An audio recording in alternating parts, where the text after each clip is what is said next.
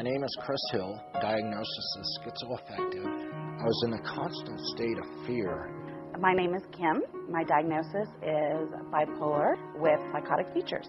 If I had never come to Jefferson Center, I would probably still be homeless. My name's Scott. I have schizoaffective, but it has the unstabilized mood disorder with it. The anxiety just overwhelmed me, and I was having quite a bit of voices hitting me at the same time.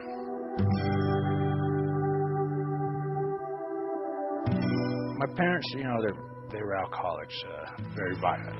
Mental illness goes through my mom's side, with her having a severe depression. I was a pretty messed up kid. I experienced my first psychotic break when I was about 12 years old. I got really hard into drugs and alcohol. I had over 300 blackouts before I was 19 with the alcohol. And then the LSD, I had close to 300 trips with the LSD. I wanted to die really bad. I tried committing suicide 3 times over that time. As time went on, I got sicker and sicker, but then I started pushing more dope, and then I ended up getting busted in 1990 really severely, harming people around me, through not only through my drug dealing, but through my violence and anger and temper. And I was still having a lot of psychotic episodes. A lot of them came really close to put me in the hospital. The anxiety just overwhelmed me, and I was having quite a bit of voices hitting me at the same time. They told me, well, they got a new program opening up called the Johnny Chani Reentry Program. I said, okay. They got me to the point where I started going to Summit Center to help individuals reintegrate into the community and also develop work skills. JCMH has been very, very instrumental in helping me get to where I am today, because I got my own place now. I'm going to college now. Incredible things are happening for me. Every week I volunteer at my church, which has a food bank in it, and I do this twice a week. Eventually, I'm going to transfer over to Metro so I can get my bachelor's degree in the fine arts with an art emphasis. Art really does play an important role in my life. Art I used as an escape mechanism when I was a child. And then as I got older, it developed more and more. I self-taught everything I know.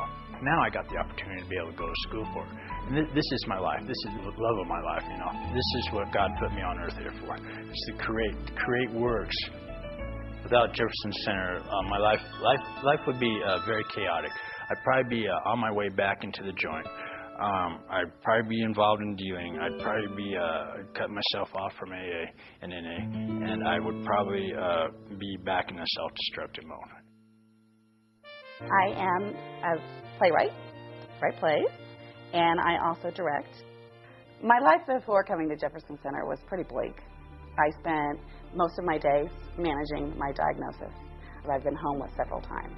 I was headed for a very dark course, and I think the prospect of suicide was very, very strong for me. As I came in, I got some great medical care. I got on Abilify. I got a great therapist, which has changed my whole course. My husband and I are no longer homeless because of JCMH help with the shelter care program.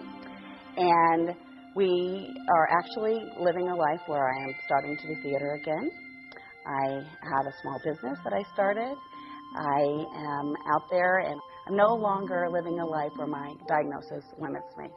And I can attribute it directly to the work that I've done at JCMH. I've never had this kind of care before.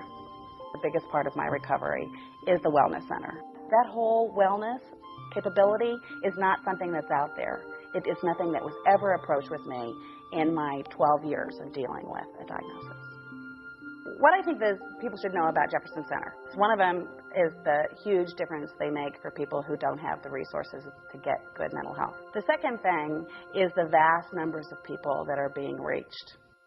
My mental illness didn't strike me until after I'd been out of the Marine Corps for a while. I'd probably been in college for 2 years, and then mental health issues really started to come into play. And I don't think I've ever been so humbled as with my mental illness. I was an assistant manager at that time. My brain just stopped working. I was supposed to give a meeting, but I couldn't even make copies of the copies that I was going to give the different people that were going to be attending the meeting. I ended up going into the mental hospital at that time. I lost pretty much everything material. In those 7 years, it was like